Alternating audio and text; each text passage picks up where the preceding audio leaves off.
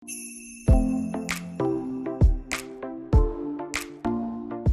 siap mulai ya Bapak Ibu? Siap. Oke. Coba semangatnya dulu. Halo. Udah sore. Hai, Hello. Oke, hai. Ya. Tanda-tandanya nanti pada saat ketemu ya. Oke. Kangen outbound. Kangen banget aku ya kan di depan panggung gitu. Oke, Bapak Ibu kita mulai saja. Assalamualaikum warahmatullahi wabarakatuh. Waalaikumsalam. Waalaikumsalam warahmatullahi wabarakatuh. Salam semangat pagi, Bapak Ibu. Apa kabar hari ini? Kami baik, luar biasa. Luar biasa. Wah, baik luar biasa. Ada yang bilang baik, ada yang luar biasa. Enggak apa-apa. Yang penting semuanya sehat ya. Saya ucapkan selamat datang untuk para peserta calon-calon pemenang Era Jaya Achievement Award 2019-2020. Pemenang. Dan Ibu Rina nih selaku HR Policy dan Project Manager. Halo Ibu Rina. Hai. Dia kaget ya disapa. Oke.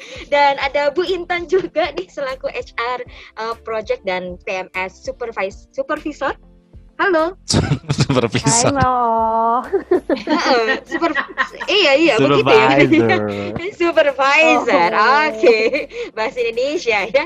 Halo Mbak Intan, sehat Mbak Intan? Hai Mbak, sehat enggak? Sehat, alhamdulillah. Dan yang pastinya ya, ini dia para panelis kita, Bapak Erik selaku Chief Strategic Officer. Halo Pak Erik. Hai, sore. Hai, sore Pak. Senyumannya luar biasa Pak, dari jauh juga kelihatan luar biasa. Hai ya. Sabar ya Pak, tabah di sana. Dan ada Bapak Maskyur selaku Accounting GM. Halo Pak.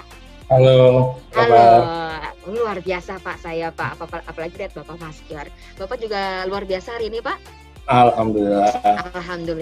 Sekarang lagi ada di kantor berarti Pak? Di kantor, iya. Di kantor, iya. Pakai masker juga nggak apa-apa Pak, pakai masker. Bapak sendiri atau berdua? Pakai masker, ya. Oh, baik. Oke, terima kasih untuk para panelis kita. Dan dengan bangga kami persembahkan Era Jaya Achievement Award sering jumpa panelis dengan tema tips menjadi pemenang dari panelis. Siapa yang menjadi pemenang? Saya pastinya ya. Oke, saya juga mau Bu. Tapi menang makan kerupuk aja lah ya. Dan saya bacakan dulu nih terlebih dahulu rundown acara pada hari ini. Next slide. Nah, ini ada opening dari saya. Lalu ada short brief Era Jaya Achievement Award 2019-2020. Jadi gambaran Era Jaya Achievement Awards tahun ini seperti apa sih? Nanti dibantu diinformasikan sama Ibu Rina gitu ya. Lalu ada corporate culture yang dikaitkan dengan EAA dari Pak Erik pastinya. Dan ada juga kisi-kisi nih untuk jadi pemenang gitu, yaitu akan diinformasikan oleh Ibu Intan. Dan ada Q&A juga, tips-tips menjadi pemenang ya. Ada Pak Erik dan ada juga Pak Maskyur. Dan ditambah lagi nanti closing, jadi sebelum matahari benar-benar terbenam ya, insya Allah selesai closingnya. Oke, dilanjutkan.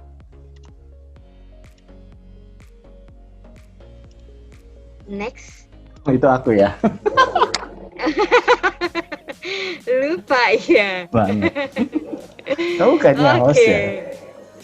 Hah? Bukan. Enggak. Okay. Iya, ini saya kerja keras banget dong, tangan bergerak, mulut bergerak ya Opa. Yep. Pertama kita sama-sama mendengarkan dulu penjelasan mengenai Era Jaya Achievement Award 2019-2020. Mari kita sambut sama-sama Ibu Rina Priastuti selaku HR Policy dan Project Manager. Silakan Ibu Rina. Oke Mbak Oo, terima kasih.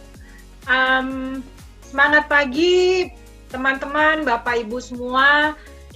Terima kasih sudah menyediakan waktu untuk join di acara ini gitu ya, di agenda ini yang memang khusus dibuat oleh kami dari komite EAA gitu di tahun ini. Tujuannya apa? Tujuannya adalah supaya teman-teman yang nantinya memang sudah siap-siap gitu ya, sudah siap-siap untuk submit project-nya gitu. benar-benar bisa mensubmit secara clear gitu, secara detail apa-apa saja informasi atau data yang perlu dicantumkan ketika memang menyampaikan proyek yang sudah dijalankan gitu. Kalau sedikit gitu ya flashback terkait dengan EAA, tidak terasa ini adalah sudah tahun kelima. Sudah tahun kelima Era Jaya mengadakan sebuah event tahunan di mana ini adalah bentuk apresiasi dari company terkait dengan ide-ide atau perubahan-perubahan yang dilakukan oleh teman-teman semua. Gunanya adalah tentunya untuk peningkatan productivity gitu ya.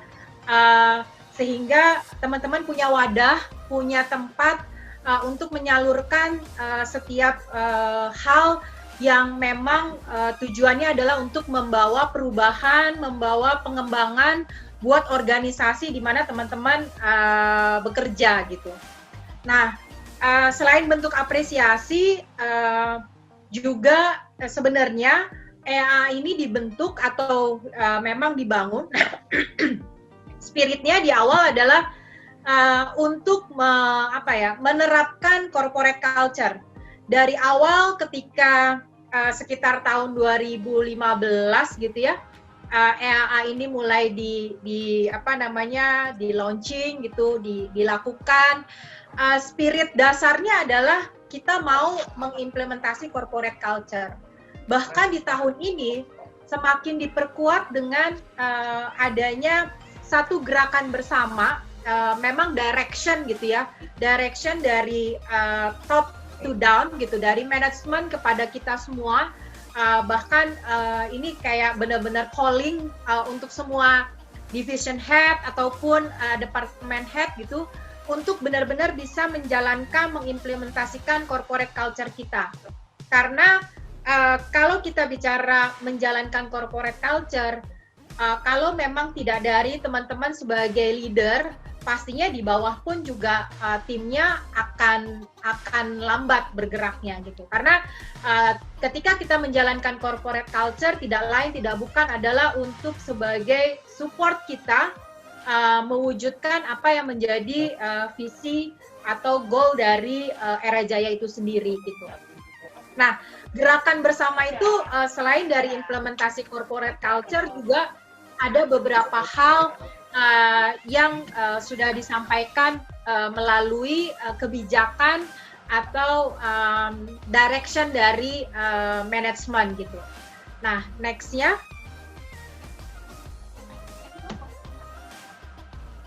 Tahun ini kalau kita bicara EAA, tema kita tidak lain tidak bukan tentunya kita menyesuaikan dengan situasi yang ada. Kita tidak terlepas, organisasi manapun semua sedang mengarahkan bagaimana kita bisa survive, kita bisa struggling gitu ya, menghadapi situasi pandemi gitu. Sehingga tema di tahun ini yang kita ambil adalah reshape to the new normal gitu. Ketika kita mengimplementasikan corporate culture, keputusan dari manajemen tahun ini adalah ada 3.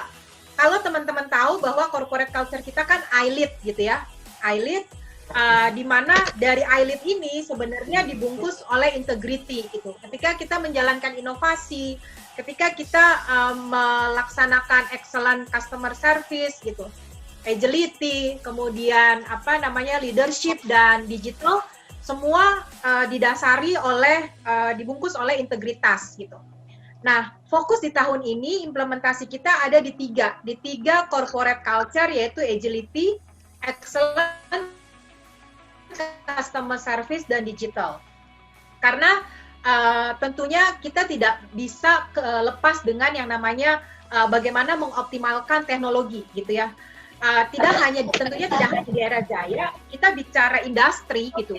Industri 4.0 aja, bahkan kita rasanya baru mau menjalankan industri 4.0, ternyata di tahun lalu sudah mulai wacana industri 5.0. Ini udah semakin yang namanya digital teknologi sudah semakin menjadi bagian yang tidak terpisahkan dari kehidupan kita gitu. Bagaimana kita berinteraksi, bahkan bagaimana kita membentuk society gitu ya, satu lingkungan kerja yang memang related dengan yang namanya digital. Sehingga di tahun ini kalau teman-teman memang sudah punya project, sudah menjalankan yang namanya continuous improvement, perubahan-perubahan, maka kita akan melihat pada 3 kata kunci, yaitu bagaimana survive ketika kita dihadapkan pada situasi pandemi, kemudian bagaimana kita bisa beradaptasi yang related dengan agility, dan inovasi kita. Apakah inovasi kita benar-benar murni ide kita, atau sebenarnya ada divisi lain yang sudah pernah menjalankan, kemudian kita coba kayak ATM gitu ya, amati, tiru, dan modifikasi. Nah, ini yang nanti akan menjadi fokus ketika kita mau melakukan penilaian terkait sama AI itu sendiri, projectnya. Dari saya sih itu gitu ya, informasi awalnya, karena kalau bicara corporate culture nanti akan lebih banyak di Pak Erik gitu. Kenapa AI ini menjadi bagian yang tidak terpisahkan dari jalannya roda bisnis dan perkembangannya Era Jaya. Oke, thank you Mbak Oh. Terima kasih Ibu Rina. Baik, tadi ya itu sudah berjalan, ini yang tahun yang kelima ya di event tahunan, yang pastinya ya ini dibentuk awalnya adalah spirit untuk menerapkan corporate culture, yaitu I-Lead gitu ya. Inovasi, ada leadership, ada excellent customer service, ada agility sama digital. Tadi kita akan fokus mengenai agility, digital sama excellent customer service. Gitu ya Bu ya? Ya. Oke. Guna mendukung pencapaian proses transformasi dan visi Era Jaya Group, yaitu become the largest lifestyle smart retail in Southeast Asia market in 2025, kami mengajak Bapak Ibu leader untuk bersama-sama menerapkan salah satu budaya organisasi kita, yaitu agility, gitu ya. Agility adalah kemampuan untuk berpikir, lalu memahami keadaan dengan cepat. Setiap kita dituntut untuk menjadi lebih produktif dan kolaboratif karena bisnis saat ini bergerak sangat cepat. Dan inovasi selalu bermunculan setiap harinya. Memberikan ide dan inovasi baru merupakan contoh perilaku agile, di mana kita bisa menjadikan Era Jaya untuk selalu unggul dan relevan dengan bisnis saat ini. Sehingga visi Era Jaya bisa tercapai sesuai harapan. Dan Era Jaya menyediakan wadah untuk karyawan ya, untuk selalu bisa menuangkan ide-ide dan inovasi melalui Era Jaya Achievement Award, yaitu di tahun 2019 dan tahun 2000. Ya, sampai tahun 2020 gitu maksudnya ya. Dan lalu apa sih kaitannya dengan corporate culture-nya kita gitu ya. Ada Era Jaya Achievement Award sama corporate culture-nya kita.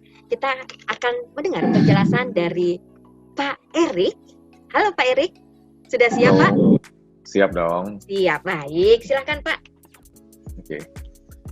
Oke, sore semua teman-teman. Sore. Mungkin, Sore Pak. ya, saya mau coba refresh sedikit. Ini saya rasa kita udah gaungkan dari tahun kemarin ya, di mana kita dari Era Jaya sendiri kan sudah implementasi, kita punya transformation, dan kita tahu dalam perjalanan transformation kita ini ada banyak hal yang terjadi dalam 1 tahun belakangan ini. Yang pertama, kita sendiri udah eksekusi yang splitting company kita ya, dari tadinya holding kita Era sebagai operational holding company, sekarang udah mulai menjadi strategic holding company, dan di mana ada vertical lainnya yang kita tahu, ada 3C, ada lifestyle, ada medical health beauty, ada international dan lain sebagainya. Nah, ini tentunya juga bukan hanya kita mau rencana pisah-pisahin company aja, tapi ini semua untuk mendukung visi kita ke depan, di mana kita yang udah state kita mau jadi the largest lifestyle smart retailer in Southeast Asia. Artinya kan kita mau juga nggak cuma hanya bergantung dari core bisnisnya kita. That's why kita mau coba mulai building vertical lainnya. Nah, selain yang tadi saya cerita tentang kita sudah eksekusi organisasi barunya, ada satu project lagi yang masih ongoing, itu juga SAP. Ini juga salah satu untuk yang menopang business transformation kita ke depan. Nah, untuk mencapai visinya kita ini, ada misi-misinya kita. Misinya kita ini adalah gimana kita bisa mengcombine semua yang infrastruktur kita, semua commercial channel kita untuk mendukung tujuan utamanya kita, terutama gimana kita bisa fokus di customer experience sama servicesnya ini, karena ini yang akan membedakan kita dengan pemain-pemain lainnya sih. Mungkin saya mau coba highlight sedikit seberapa pentingnya. Mungkin kalau teman-teman semua ingat juga, dari tahun kemarin kita udah ngobrolin tentang smart retail dan lain sebagainya macam. Tentunya kita lihat juga effort dari teman-teman luar biasa dalam menjalankan ini. Tapi tahun ini kita dapat satu big surprise lah, something yang kita juga nggak pernah expect. Di mana sejak tahun kemarin kita sudah mempersiapkan dengan adanya online e-commerce kita, Eraspace, kita juga udah mulai start building kita punya Smart Retail Foundation. Ternyata di tahun ini ada kita semua satu dunia global kena impact dari COVID. Nah, ini yang sebenarnya kalau menurut saya juga blessing buat kita sih. Di mana kalau kita dari tahun kemarin kita nggak ada persiapan transformasi, saya rasa mungkin kita salah satu company yang bisa terlibas dengan adanya corona. Kita udah lihat ya teman-teman kita di industri, berapa banyak yang kena layoff, berapa banyak yang harus mereka shutdown bisnisnya, berapa banyak yang akhir kehilangan bisnis. Tapi boleh dibilang kita Era Jaya sampai hari ini kita masih berdiri dengan tegak, dan juga kita masih bisnis kita udah boleh dibilang kembali ke normal. Apa sih yang terjadi sebenarnya di masa-masa ini? Sebenarnya secara nggak sadar kita sendiri udah mulai menerapkan dari tadi yang Bu Rina sempat sharing, gimana kita fokus di agility-nya, gimana kita fokus di teknologinya, juga di customer service-nya juga. Nah, ini kan semua kontribusi dari teman-teman semua nih yang nge-develop dalam waktu yang sangat pendek dengan adanya situasi COVID ini. Kita contohnya ada mobile selling, di mana kita nge-push penjualan through WhatsApp channel, melalui kita punya e-commerce dengan ada last mile delivery segala macam. Nah, ini yang sebenarnya akhirnya membantu kita dalam melewati masa-masa sulit kemarin, yang selama PSBB 3 bulan kemarin. Dan surprisingly buat kita memang penjualan kita di bulan April, Mei kita cukup turun. Tapi sebenarnya kontribusi dari kita punya transformation initiative itu lebih dari 30% terhadap total bisnis. Dan itu yang benar-benar bikin kita juga salah satu bertahan. Dan dari sini sebenarnya ini mengkonfirmasi strategi dari transformasi kita bahwa kita udah on the right direction. Tapi gimana caranya kita mengakselerasi ini semua? That's why ini seberapa penting EAA kita yang dengan akan semakin relevan lah. Program EAA kita ini dikaitkan dengan corporate culture kita, karena kita bicara bukan hanya dari segi komersialnya, tapi gimana kita dari supporting, dari semua divisi bisa bersatu semua membuat inisiatif sama-sama untuk membangun menuju satu goals ini. Makanya kan tadi title-nya juga kita sendiri udah lihat, reshape to the new normal. Kita percaya gitu, biarpun situasi kayak COVID ini temporary, tapi banyak hal akan berubah ke depannya. Artinya mungkin banyak yang tidak akan sama seperti dulu lagi.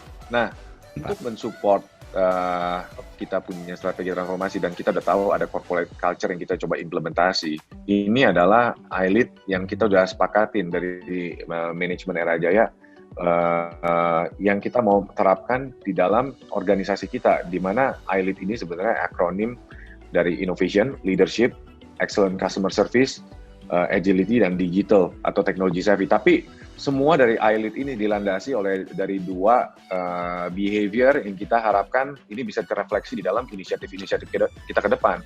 Yang pertama adalah Engine of Continuous Improvement. Ini artinya apa sih? Sebenarnya kita ini nggak boleh pernah puas dengan apa yang kita udah achieve. Contohnya gimana kita bisa lebih juga semangat entrepreneur kita untuk mensupport bisnis kita dengan ke arah yang lebih maju ke depannya. Berikutnya juga gimana kita bisa capture external ideas yang gimana supaya kita bisa refresh ide-ide dari luar, apa sih yang kita bisa kaitkan, kita bisa gabung lagi dengan bisnis kita yang hari ini udah jalan. Juga consequence management, reward recognition, dan top-down innovation. Nah, salah satunya yang kita lagi push ini adalah reward recognition juga melalui through EAA. Kita harapkan juga dengan ada EAA ini, teman-teman ini juga bisa kontribusi di dalam dan juga bisa direcognize dari sisi manajemen juga, bahwa perubahan itu juga bukan hanya dari atas saja, tapi dari teman-teman semua ini ternyata yang punya banyak ide-ide yang bisa dituangkan untuk membuat Era Jaya lebih maju lagi ke depannya. Nah, komponen kedua, elemen kedua ini adalah market shaper. Seperti yang kita tahu, kita ini di Era Jaya sendiri, Era Jaya udah merupakan market leader. Artinya apa? Kita ini harus bisa membentuk marketnya. Artinya sebagai market leader, kita yang harus punya kewajiban untuk selalu merubah diri kita, men-challenge diri kita lebih baik lagi. Nah, salah satunya adalah apa? Gimana kita bisa lebih customer oriented, juga kita bisa secara fokus menjalankan operational excellence dan juga operational management-nya. Karena kita bicara nih pengembangan ke depannya, dengan strateginya kita regionalisasi, tentu kita mengharapkan akan market kita tumbuh lebih besar lagi. Nah, that's why komponen-komponen yang di sebelah kanan ini yang sebenarnya kita mau coba trigger melalui program EAA yang akan kita jalankan tahun ini. Jadi di mana yang tadi innovation ini kita nggak bicara hanya short term, tapi strategic thinking untuk membawa perusahaannya kita ke tempat yang lebih baik juga. Berikutnya leadership, karena ke depan dengan adanya regionalisasi dan juga ada multi vertical business, pasti akan dibutuhkan masih lebih banyak leader-leader lagi di tempat-tempat lain. Artinya, kalau memang kita di sini bisa menggunakan ajang EAA sebagai panggung kita untuk men-showcase kita punya project, dan ini juga bisa diimplementasi, artinya ini juga bagus untuk teman-teman ke depan, karena seperti yang kita tahu, kita growing lumayan banyak ke sektor-sektor baru. Nah, that's why untuk memimpin di sektor-sektor tersebut diperlukan juga strategic leadership. That's why ini salah satu komponen yang kita perlu kembangkan. Nah, yang tadi saya sempat mention juga tentang customer service. Kita ini selama ini banyak fokusnya lebih banyak di tradingnya, artinya hanya jual beli barang. Nah, sedangkan untuk menjadi benar-benar kita kalau mau dominasi market, customer experience ini penting. Gimana caranya supaya orang nggak kecewa setelah belanja sama kita. Jadi kalau begitu kita bicara customer service, saya juga mau refresh lagi bahwa customer service ini tidak hanya artinya end customer kita yang belanja di toko-toko gerai-gerainya kita, tetapi sebenarnya kita bisa bagi menjadi 3 bagian besar. Nomor 1 adalah end user-nya kita. Nomor 2 adalah sebenarnya karyawan, dealer-dealer kita, bisnis partner kita, itu juga sebenarnya customer kita. Yang ketiga adalah karyawan-karyawan yang ada di sini. Jadi untuk setiap divisi yang ada di dalam Era Jaya, misalnya seperti HR, finance, accounting, atau divisi manapun, itu kan sebenarnya punya customer-nya sendiri. Ini yang harus kita juga perbaikin. Artinya kalau memang dari seluruh konsumen kita bisa tingkatkan kita punya services, artinya secara company juga kita akan lebih maju lagi. Nah, yang komponen keempat adalah agility. Agility ini yang tadi saya juga udah sempat cerita, di mana sebenarnya secara tidak sadar kita ini Era Jaya sudah ada. Jadi DNA-nya kita ini untuk agility dan digital itu ada, dan sudah terbukti. Sebenarnya dalam masa-masa COVID ini kita bisa menciptakan satu produk atau satu feature yang selama ini kita nggak pernah jalanin. Contohnya yang tadi, mobile selling. Kita tidak pernah memuacanakan mobile selling sebelumnya, tapi di saat pemerintah mengumumkan adanya PSBB, ternyata kita bisa dalam waktu 1-2 minggu kita bisa menggarap satu project mobile selling yang menggunakan armada teman-teman toko yang kebetulan tokonya lagi tutup, tapi gimana kita bisa tetap hadir kepada masyarakat kita, dan ternyata kontribusinya juga luar biasa. Dan boleh dibilang itu juga salah satu yang menopang Era Jaya pada masa sulit-sulit kemarin. Jadi artinya nih, agility ini juga sebenarnya udah tertanam di dalam diri kita masing-masing. Nah, tapi gimana kita bisa coba antisipasi di dalam aspek-aspek lainnya, karena dengan adanya Corona ini, biarpun PSBB sudah selesai, tapi new normal ini tetap akan terjadi. Di mana contohnya yang saya mau sharing adalah WFO dan WFH ini akan tetap terjadi. Gimana caranya kita bisa dari teman-teman dari supporting, kita bisa merubah cara kerjanya kita juga, supaya bisa terkait juga dengan digitalnya juga ya, teknologi savvy-nya, dan juga terhadap bisnis kita sendiri juga. Artinya mungkin mall juga masih belum mengharapkan, belum bisa ramai seperti sebelumnya. Nah, apa yang harus kita lakukan untuk mengantisipasi ini adalah yang tadi, gimana kita bisa fokus di corporate culture-nya kita ini. Dan saya rasa corporate culture ini sudah menggambarkan apa yang harus kita lakukan untuk mengantisipasi masa ke depannya kita. Boleh di next? Ya, jadi ini sebenarnya summary dari tadi yang saya sempat paparkan. Background-nya yang kita mau push adalah dua, yang tadi continuous improvement engine beserta market shaper. Ini dua komponen utama untuk foundation kita punya corporate culture, di mana di breakdown menjadi I-Lead yang tadi. Nah, goals dari EAA ini sendiri adalah nomor satu, sebenarnya productivity, gimana ini bisa memberikan impact terhadap bisnisnya kita, dan juga cost saving. Karena yang tadi, begitu kita bicara new norm hari ini adalah kita bicara productivity-nya juga mungkin akan berubah. Ada yang kerja WFO, ada yang kerja WFH juga. Ini kita harus pikirin apa yang kita bisa lakukan untuk push productivity-nya. Juga mungkin ada terobosan-terobosan baru lagi yang tadi, gimana caranya kita bisa meningkatkan profitnya kita, dan juga yang lainnya juga. Nah, yang kedua, gimana kita bisa memberikan juga apresiasi dan juga recognition terhadap teman-teman, bahwa ternyata nih untuk ide-ide ini lebih banyak datangnya dari teman-teman yang ada di lapangan, bukan nggak selalu dari manajemen. Nah, ini yang kita mau coba hadirkan menjadi salah satu goals dari EAA ini. Berikutnya juga gimana caranya supaya kita udah mulai mengincorporate komponen-komponen yang ada di dalam kita punya corporate culture. Yang tadi, yang tiga yang kita mau highlight adalah yang customer service-nya, kita punya agility sama digitalnya. Jadi di dalam setiap project-project kayak kita ini, gimana bisa merefleksi tiga dari total komponen yang I-Lead-nya kita. Jadi kurang lebih ini yang kita mau coba push di dalam EAA yang tahun ini. Kurang lebih dari saya ini sih, saya kembalikan ke Mbak Oo ya. Oke, saya mute tadi ya. Baik, terima kasih Pak Erik. Bayangkan ya Pak Erik, kalau kita dari tahun lalu gitu ya, tidak bertransformasi gitu ya, apa yang terjadi? Mungkin juga akan down seperti perusahaan-perusahaan yang lain seperti itu ya Pak. Dan berkat kita transformasi, ada ide-ide yang luar biasa. Salah satunya tadi ada mobile selling gitu ya, yang bisa menopang era jaya. Yang saya juga dengar anak-anak tuh luar biasa banget jualan ke lapangan gitu ya. Istilahnya semangatnya masih ada walaupun kondisinya memang tidak memungkinkan gitu Pak.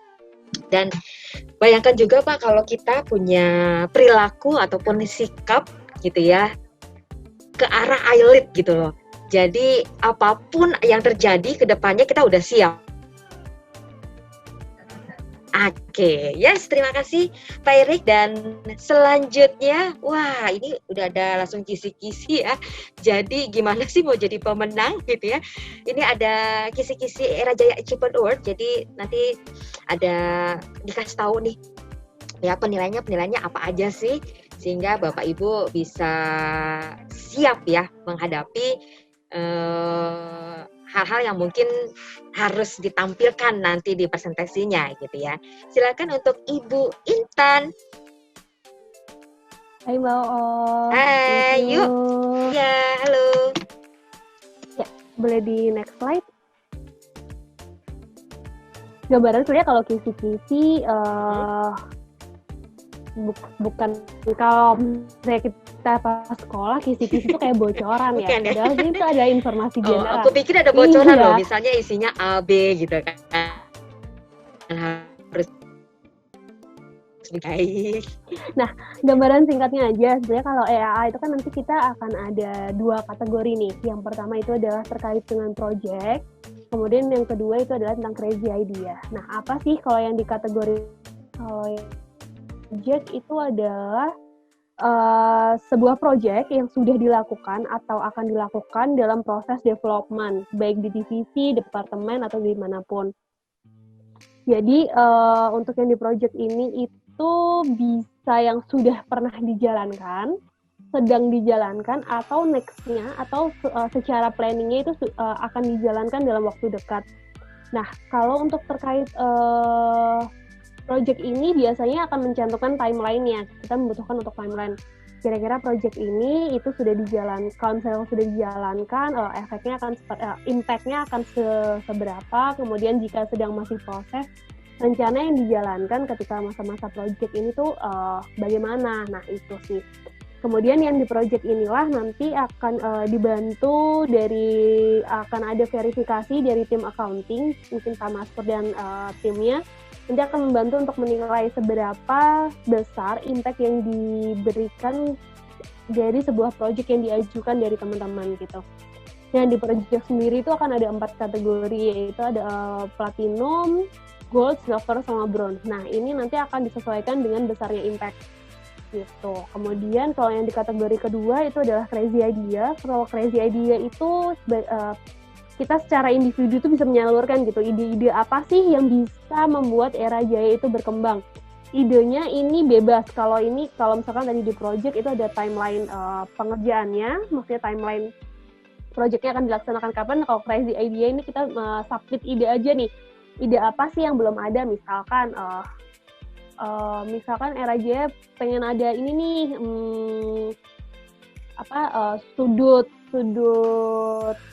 ruang kerja yang outdoor gitu. Kan akhirnya sudah terwujud nih, atau ada ide-ide apa lagi sih yang bisa dimunculkan di Era Jaya gitu. Nah, kalau ini nggak ada batasan apapun dan biasanya sifatnya individual kalau untuk crazy idea. Oke, next.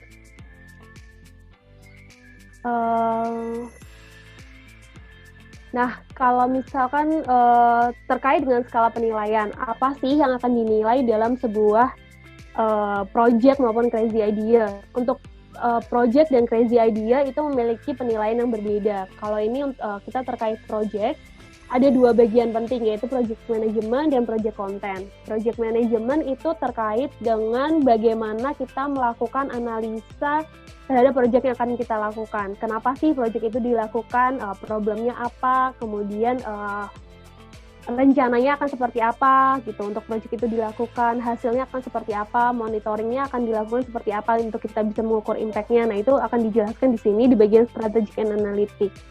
Kemudian terkait timeline tadi itu untuk melihat juga project manajemennya sustain apa enggak gitu. Kita harapkan bahwa project yang dilakukan itu bisa membawa dampak yang besar kan buat organisasi.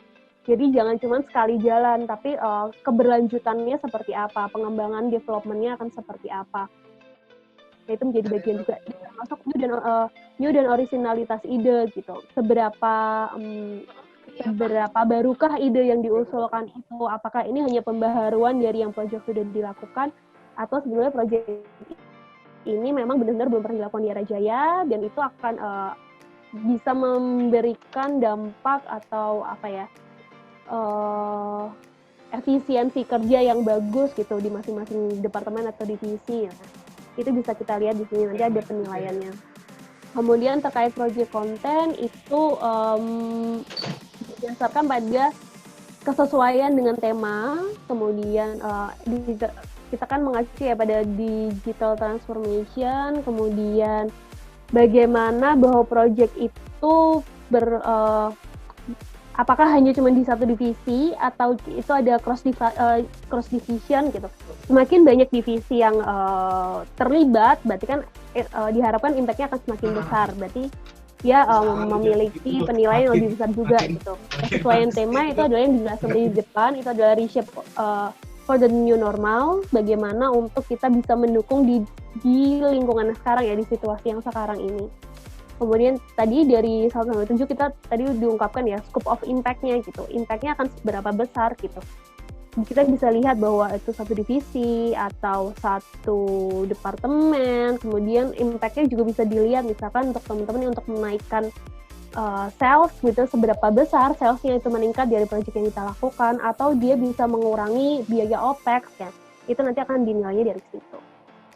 Ini gambaran untuk yang project. Sedangkan kalau untuk crazy idea itu kita lihat untuk dari sisi originalitas idenya gitu. Nanti mungkin kalau ada yang belum jelas bisa ditanyakan. Oke, nanya langsung ke Mbak Intan nih ya. Boleh. Nomor teleponnya ada di bawah ya, Bapak Ibu. Jadi bisa langsung chat ya lewat ditaruh di. Siapa tahu ada yang mau tanya. Kalau tanya di sini takut gitu ya. Tapi sebenarnya Bapak Ibu kalau mau tanya, kita sudah sediakan waktu nih untuk Bapak Ibu bertanya. Tip-tip menjadi pemenang pastinya. Tadi sudah ada kisi-kisinya. Sekarang kita kasih tahu nih tips-tipsnya. Kita kasih tahu maksudnya Bapak Ibu boleh bertanya ya. Gimana sih cara menjadi pemenang? Gitu. Nanti akan dijawab sama Pak Erik dan Pak Maskir. Kira-kira Bapak Ibu ada yang mau bertanya? Bertanya langsung aja ya, nggak perlu di chat, langsung aja nggak apa-apa. Dengan saya, Nuraini, saya dari Halo. Halo. Oke, saya mau tanya, karena kan saya ada project yang memang saya propose untuk perbaikan atau improve di mobile selling. Nah, sampai saat ini untuk budgetnya itu belum di-approve oleh finance kan. Kalau saya seandainya next menang, kira-kira finance bakal approve kan? Good question, Bu Eni. Mungkin saya coba jawab ya.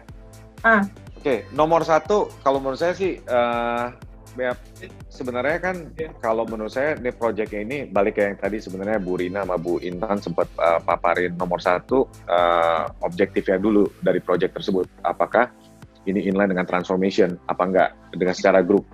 Tapi kalau tadi kita lihat ada improvement dari mobile selling, itu berarti udah salah satu checkpoint. Nomor dua, sebenarnya impact-nya terhadap inisiatif ini, impact-nya apa? Apakah tadi bisa increase kita punya revenue, atau kita bisa cost saving? Nah, ini yang harus dihitung. Kalau menurut saya, ujung-ujungnya, setelah kita udah ada analisa yang tadi cost sama benefit analysis ya, baru kita masuk ke proses. Oh ternyata ini proses-prosesnya ini yang kalau kita lakukan ini kita bisa kurangin ini sehingga impact-nya ini yang tadi kita hitung ke atasnya lagi atau cost-nya bisa kita tekan ke bawah. Nah selain tadi kita komponen 3 ini di bagian analisisnya, yang nggak kalah penting ini kan sebenarnya gimana kita bikin plan untuk implementation-nya. Sebenarnya kalau menurut saya sih as long kriteria ini udah terpenuhin, harusnya sih dari finance nggak ini, karena ujung-ujungnya kan balik ke, apalagi project-nya ini sudah running, tinggal balik ke business owner-nya untuk nge-push project-nya untuk jalan. Harusnya sih finance sih akan tetap jalan kalau memang ini udah disepakatin jadi sebagai project yang di-approve.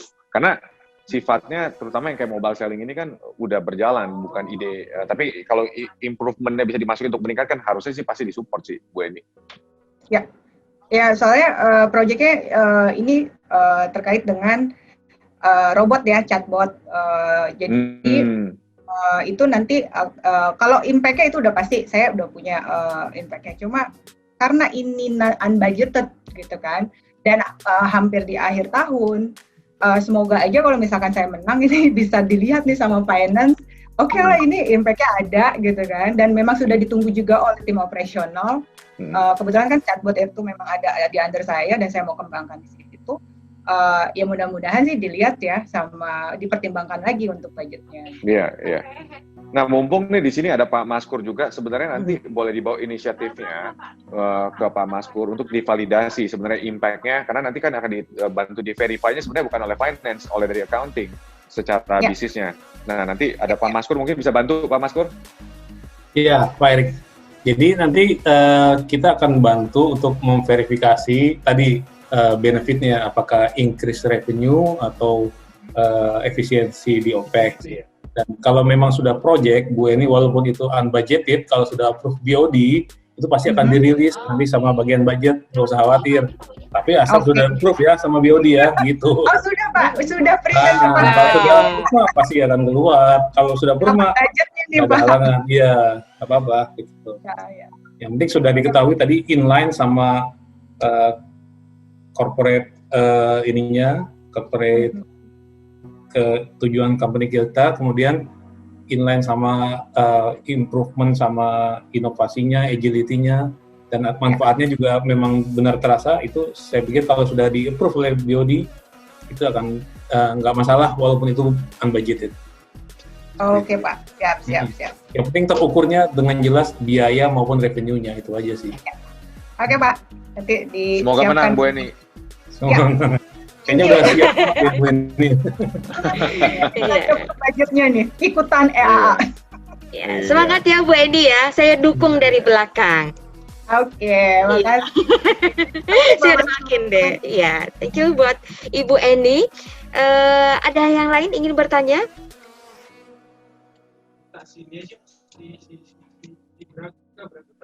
Ya, sambil menunggu, saya juga ada pertanyaan nih buat Pak Maskur sama Pak Erik, gitu ya. Tadi kita nggak bahas mengenai agility gitu ya.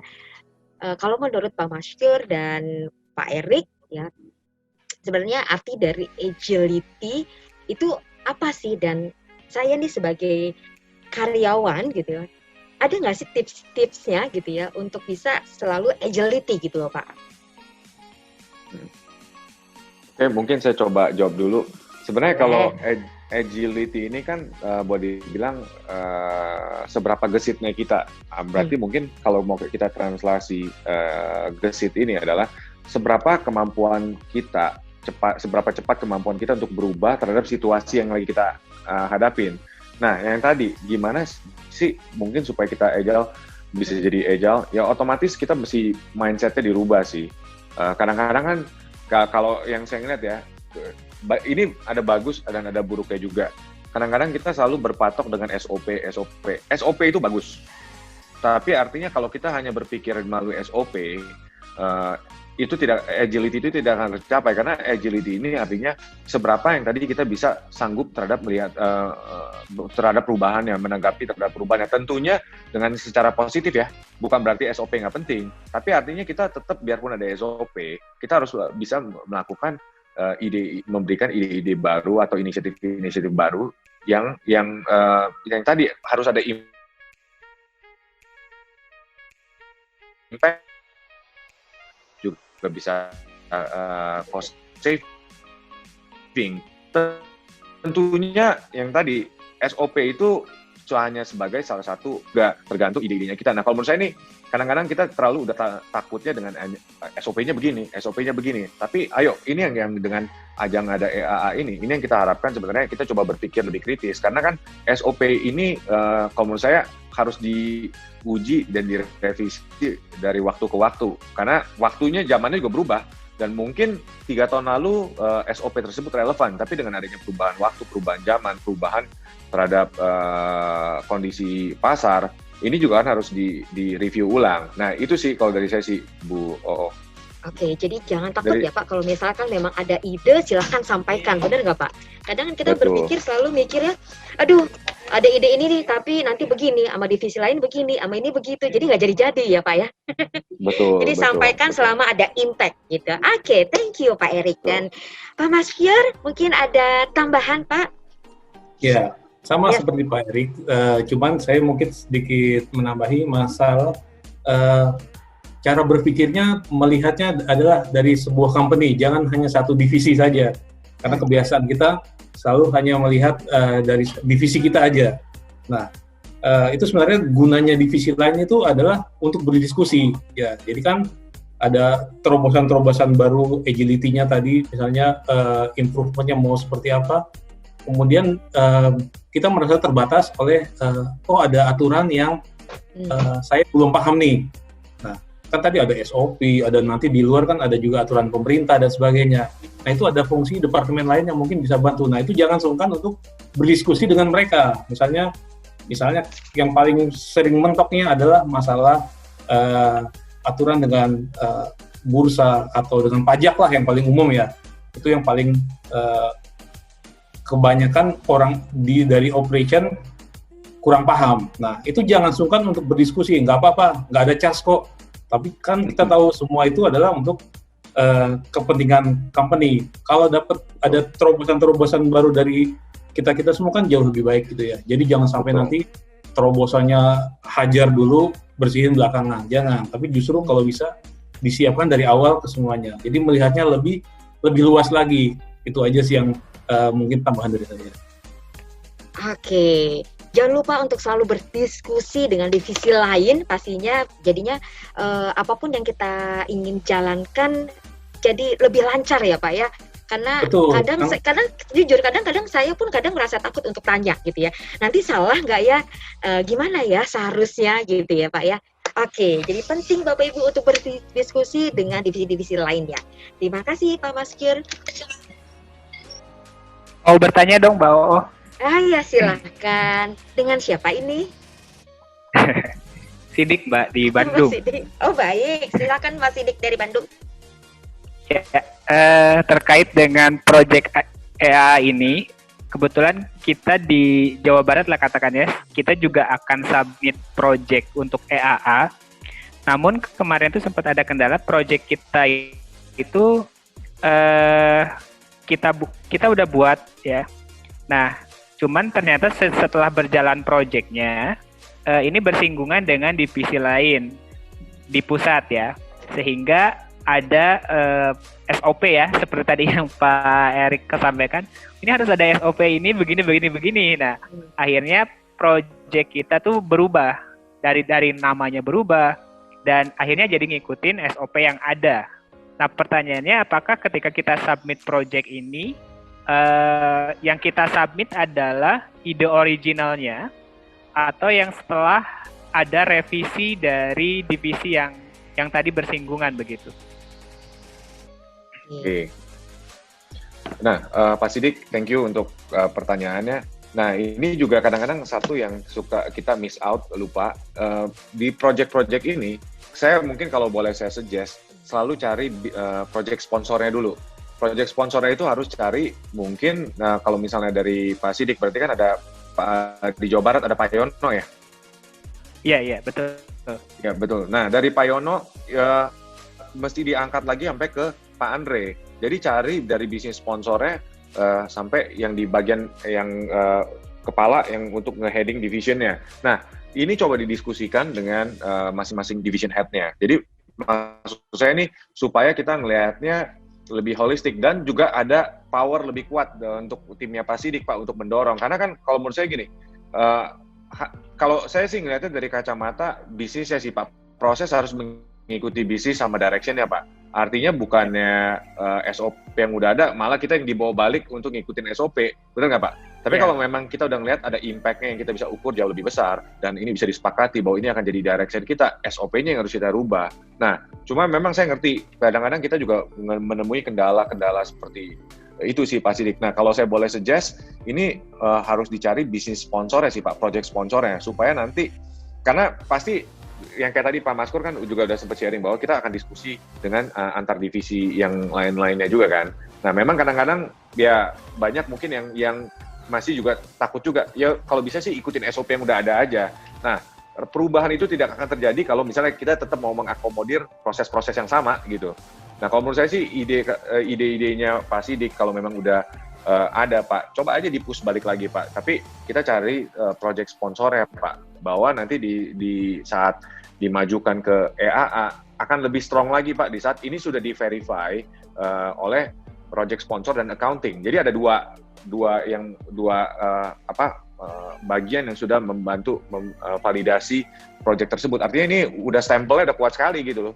Nah itu sih kalau dari saya. Mungkin Pak Maskur boleh kasih tambahan juga tuh Pak.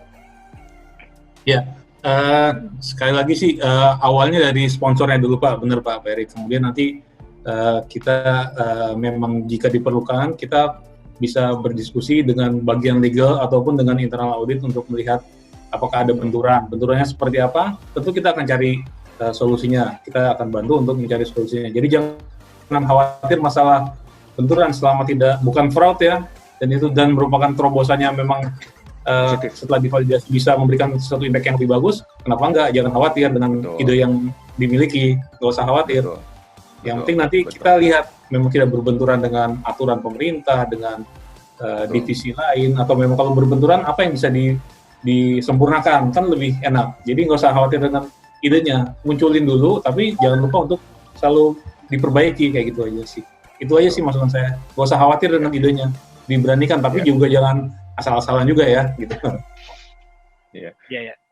Ya, mungkin tambahan lagi Pak Sidik, yang tadi tujuannya kenapa kita harus angkat sampai ke sponsor adalah supaya benar-benar proyeknya tersebut bukan hanya jadi ide yang dites selama di EA, tapi benar-benar bisa diimplementasikan. Karena kalau udah dapat sponsornya, akan lebih enak sih, benar-benar kita bisa bawa ini something yang bisa di-push dalam bentuk level operasional. Jadi oke. kalau di saat Pak Sidik diskusi, pasti kan kalau misal dari level head-nya bilang, wah ini ide bagus nih, dan dia juga bisa kasih masukan-masukan yang lebih memperkaya proyeknya ini benar-benar supaya bisa langsung di roll out di lapangan. Bahkan mungkin nanti bukan jadi proyek Jawa Barat, Pak, mungkin skalanya nasional, ya kan? Wow. Ya, sebenarnya proyeknya akhirnya jadi nasional, Pak. Jadi kalau kita kan ada proyek podcast, Pak ya. Oh iya, saya tahu. Ya, karena kita yang mengawali proyek ini, tapi kemarin kan ada hal-hal yang perlu disempurnakan, betul tadi kata Pak Mansur ya, oleh timnya Pak Nahason. Iya. Akhirnya memang ada perubahan, jadi dari nama jadi berubah, dan yang kita lakukan di podcast juga akhirnya ada rules-nya. Iya. Karena kan seperti sponsor tadi memang sudah sampai ke Pak Yono, juga sudah sampai proyek ini. Cuman yang saya tanyakan tadi di awal adalah ketika kita mau submit nih, apakah yang kita submit itu adalah ide awalnya, original idenya, atau setelah perubahan tadi gitu? Harusnya sih mungkin yang setelah ada perubahan, tapi balik nih Pak, saya juga belum tahu sebenarnya level detailnya seperti apa, tapi kalau menurut saya nih coba didiskusikan kembali, karena kan misalnya kayak di Pak Yono di atasnya ada Pak Andre, di Nason di atasnya juga ada Pak Herman juga kan, coba aja diajak diskusikan kembali apakah ini aspek-aspeknya sudah diinin, karena kalau misalnya podcast saya rasa juga memang pasti ada beberapa poin yang mesti diatur. Contohnya misalnya yang paling sederhana, apakah kita boleh menyebutkan brand-brand yang lain gitu? Apakah kita boleh? Pasti akan ada beberapa guidance lah. Terus juga berikutnya, apakah boleh konten yang sara? Itu juga pasti nggak boleh. Jadi pasti akan ada sedikit diregulate. Cuma seberapa jauh regulationnya ini yang harus didiskusikan sih Pak. Maksudnya jangan sampai akhirnya nih jadi kreativitas teman-teman yang di lapangan juga di-push. Nah, kalau menurut saya kreativitas harus tetap dibuka luas-luasnya Pak, tapi ada koridor-koridornya yang tadi, supaya kita tidak melanggar hukum dan juga peraturan yang lain-lainnya, kayak misalnya kayak tadi Pak Maskur sempat cerita, kan kita juga ada juga misalnya perpajakan, apa segala macam. Nah, itu yang tetap kita harus jaga bersama-sama sih, Pak Sidik. Oke, Pak. Ya. Oke. Thank you, Pak. Terima kasih Pak Erik dan Pak Mansur dan Pak Sidik. Tadi kesimpulannya adalah pastikan diskusi dengan masing-masing head division, lalu cari project sponsornya ya Pak ya. Plus jangan khawatir kalau ada benturan-benturan gitu ya, selama bukan fraud, betul ya? Oke, saya masih tunggu pertanyaan-pertanyaan yang lainnya. Iya, sepertinya sudah ada yang siap-siap mau bertanya, tapi sebelum itu saya coba tanya lagi nih ke panelis kita. Pak Erik dan Pak Maskur, kira-kira kan kalau impact-nya adalah kalau jadi pemenang ya kita akan dapat reward gitu ya. Tapi sebenarnya ada nggak sih impact untuk diri kita sendiri gitu ya, dan impact untuk organisasi nih kalau kita jadi pemenang? Untuk diri sendiri gimana nih Pak impact-nya Pak? Ya otomatis mungkin impact terhadap diri sendiri itu kan ajang itu kita ngeliat kan mungkin dari manajemen juga akan hadir. Kalau menurut saya itu akan bagus untuk career advancement, karena selalu yang dicari adalah the next leader di Era Jaya.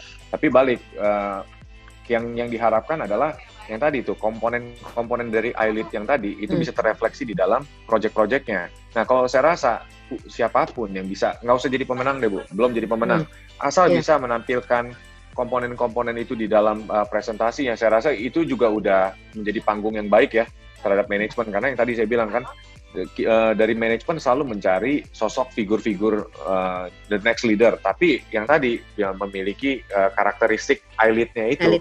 Nah kalau menurut saya sih nggak akan ada ruginya. Siapapun yang udah partisipasi aja itu sendiri udah jadi pemenang sih Bu.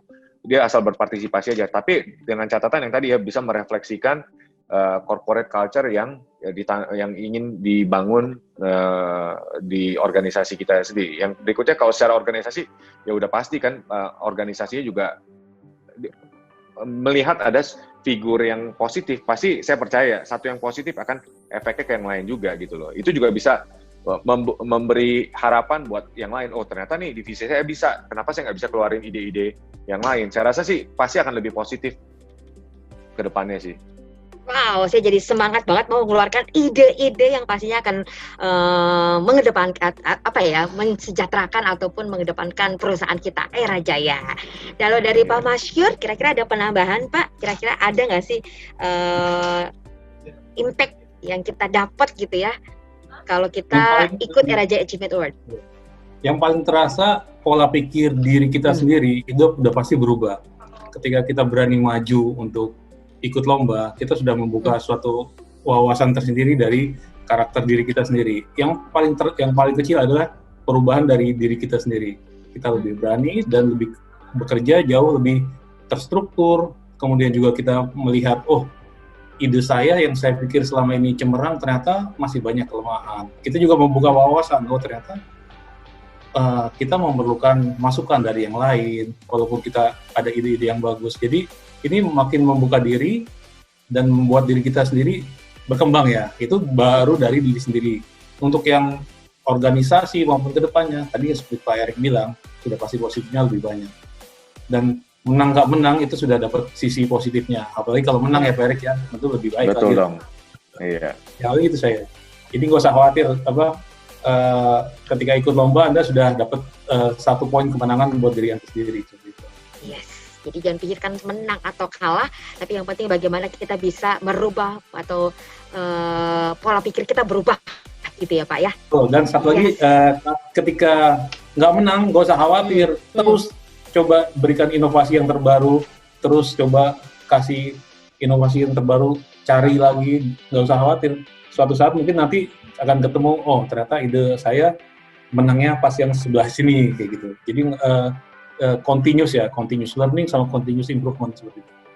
Yes. Betul. Jadi saya jadi ingat dulu ikut Cedar Cermat Pak, tapi saya kalah. Tapi ketika saya ikut dance saya menang Pak.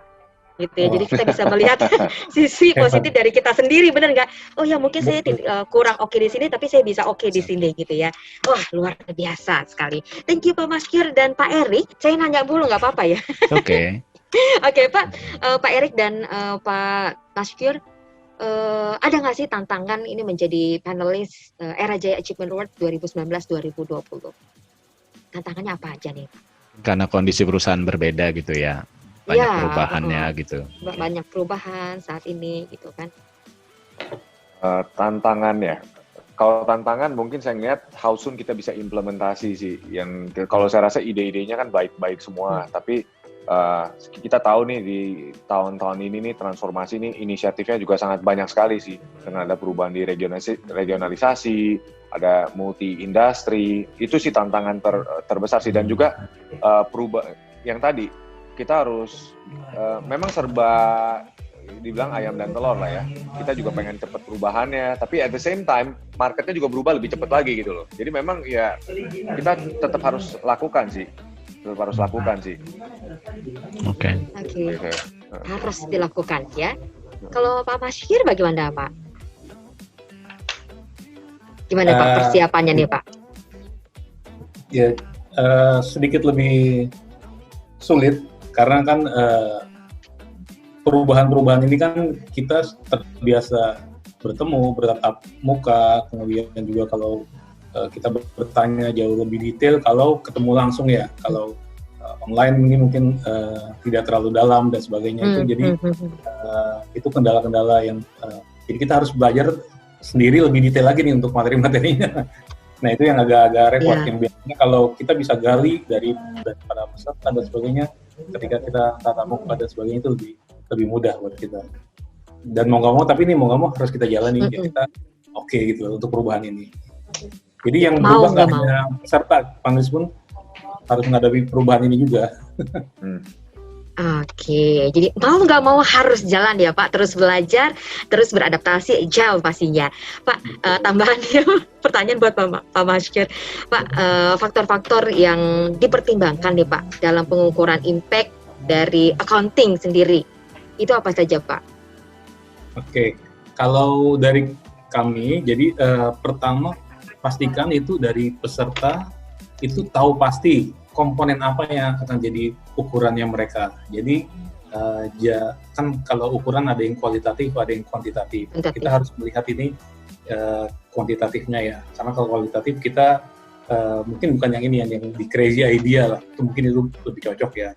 Nah, itu peserta tolong pastikan dia tahu di poin mana dia ingin mendapatkan penambahan revenue atau efisiensi cost. Ketika efisiensi cost atau OPEX, dia harus tahu biaya apa yang dikurangi, atau kalau penjualan apa, revenue apa yang mendapat tambahkan. Jadi dia sudah harus tahu pasti poinnya yang mana. Nah, biasanya bias nih antar peserta nih. Nah, itu silakan bertanya ke accounting, gak usah malu. Misalnya, biasanya di PT DCM, iBox. Nah, gak usah khawatir, silakan tanya ke PIC accounting manajernya DCM kalau sungkan. Atau kalau nggak sungkan bisa saya atau di accounting ada beberapa manajer, senior manager yang bisa ditanya detail. Nggak usah khawatir. Nggak ada yang menyeramkan kalau kita, tenang aja. Itu tolong dipastikan tahu poinnya. Nah, yang rata-rata mereka belum tahu, jadi hanya umum saja yang sehingga tidak bisa terukur. Nah, itu ruginya mereka. Nah, terus kemudian juga ketika efisiensi jangan sampai itu hanya penundaan saja. Tapi itu pastikan memang efisien biaya, bukan penundaan biaya ya.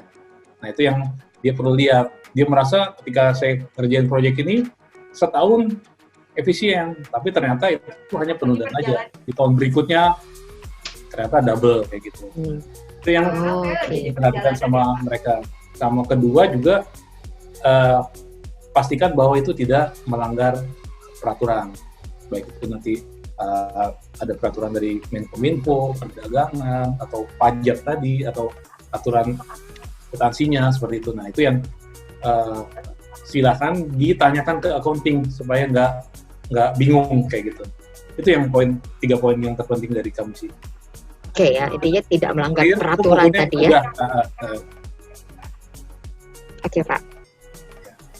Sip, tadi sudah kita tahu pengukuran impact dari accounting gitu ya. Dan apa sih yang harus dicantumkan nih Bapak-bapak semuanya ya, Pak Erik dan Pak Masyur, yang ada di dalam proposal gitu. Kita harus nyantumin apa aja sih gitu. Oke, kalau dari proposal, saya rasa tadi itu yang dari komponen apa yang dipaparin oleh Bu Intan itu udah cukup detail ya. Cuma memang yang tadi gimana dapetin yang suka miss out itu yang tadi project sponsornya. Oke. Project sponsor. Jadi kalau nggak ada project sponsor, nanti akan muncul banyak pertanyaan gitu loh. Apakah ini cuma jadi kayak feature doang? Apakah memang benar-benar bisa di-push implementasi sampai ke operasionalnya? Itu sih kalau menurut saya komponen. Dan kadang-kadang kalau dari EAA yang sebelumnya, yang saya ngelihat, masih banyak yang belum ke impact oriented. Jadi masih banyak kan dari idea-idenya aja gitu. Nah itu yang kalau menurut saya nih, yang kalau memang bisa, masih ada waktunya, itu bisa dipersiapkan lebih matang sih. Supaya bisa kelihatan seberapa matangnya konsepnya tersebut. Impact oriented-nya ya, biasanya tidak tercantumkan ya Pak ya? Iya, jadi selalu yang selalu dicantumkan kan kita lihat SWOT analisisnya. Kita udah ngeliat nih permasalahannya, background-nya apa, tapi impact-nya itu banyak kan ketinggalan. Baik. Oke, sudah dicatat ya Bapak Ibu ya? Dan bisa mungkin ditambahkan sama Pak Masyur? Sudah apa cukup. aja sudah cukup. Baik. Oke Bapak Ibu, karena sudah selesai acaranya, tapi ide dan ide-ide Bapak Ibu pasti kami tunggu gitu ya. Semuanya harapannya adalah perusahaan kita menjadi lebih maju dengan ide-ide kreatif dari Bapak Ibu semuanya. Dan nanti ketika ada pertanyaan, karena mungkin tadi belum timbul pertanyaannya, terus ada pertanyaan, mau kemana nih nanyanya? Boleh ke siapa kira-kira tanyanya? Ya, tanyanya Bisa ke website EAA-nya ada, kita juga ada baik. channel gitu ya. Ada di HGD_Era Jaya, itu juga sebenarnya Instagram resminya EAA sebenarnya. Oke, HGD Era Jaya Kita cukup juga ya. ada podcast kalau mau Gecok. ngobrol-ngobrol di situ ya. Oke, jadi banyak ya sumbernya itu banyak banget. Jadi tinggal Bapak Ibu, Channel kita iya, sebutnya. dimanapun bisa bertanya jadinya ya. Jadi jangan malu bertanya, Bisa. nanti sesat di jalan ya. Sesat di Sesat di jalan. jalan. Baik, kami akhiri ya acara hari ini, tapi idenya tidak boleh berakhir. Ya, saya Omar Fuad dan mungkin Opa mau ada penambahan lain atau yang lainnya Bapak Ibu?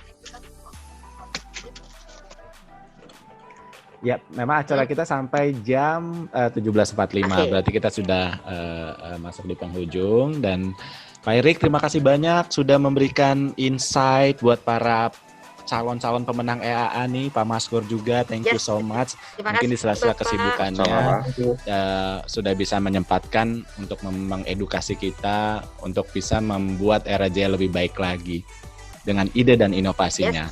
Let's shape to the new normal, guys. Ya. Oke, kita tutup acara ini. Silakan Mbak O ditutup. Mau foto bareng, biasanya Mbak O itu doyan banget foto bareng. Saya stop share dulu ya. Masih, iya. Iya, Oke, kita saya foto bareng dengan ya. love Mbak O itu yang Iya. otentik dari Citayam Dari ya. Citayam, baik. Ini kalau saya love begini siapa yang screenshot, Pak? Oh, ada ya. Oke, yuk silakan videonya Bapak Ibu dihidupkan. Iya. Boleh? Satu. Dimunculkan Dimunculkan, videonya. iya. Wow, akhirnya ini wajah-wajah para pemenang EAA ya. Ini Silakan Kak bersaing Miau ya. teman-teman. Ini Kak Mia panggilan Miau gitu ya. Lucu ya. Oh, manja ya, Miau manja ya. ya. Oke, halo Pak Eko. Iya.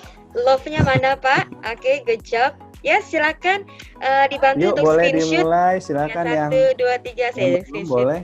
Oke, ini yang semangat Bu Eni aja ya. Semangat banget ya. Baik, terima kasih Bapak Ibu sudah hadir semuanya. Terima kasih Pak Erik, Pak Maskur, Ibu Rina, ya kan, Ibu Intan dan Bapak Ibu semuanya. Semoga kita bertemu lagi di Era Jaya Achievement Award selanjutnya. Belum ya, ini belum mulai ya. Oke, sampai ketemu lagi dan sehat selalu Bapak Ibu. Bye. Okay, bye. Bye, thank you. Thank you.